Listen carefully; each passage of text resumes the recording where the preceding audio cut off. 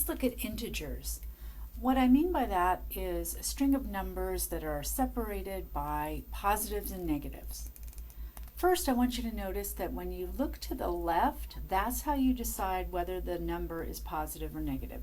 In this case, we have an unwritten positive 4.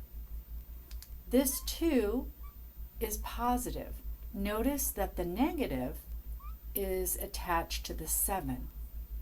And then we have a positive 1 and a negative 3. Once you realize that, it doesn't really matter the order that you combine these things in. You can start from left to right if you want. You could group the negatives together. For example, the negative 7 and the negative 3 add up to a negative 10, and that leaves the positive 4, the 2, that makes 6, plus one more is a positive 7, and then you can do that one more time. We have a positive 7 and negative 10. Now, which is more, the positive 7 or the negative 10? Well, the larger number gives you the sign of the answer. So the negatives, they have 3 more.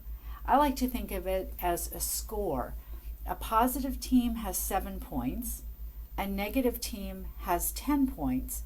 The negative team is winning by 3 points. That's a very quick and easy way to do that. I'll repeat that in other examples.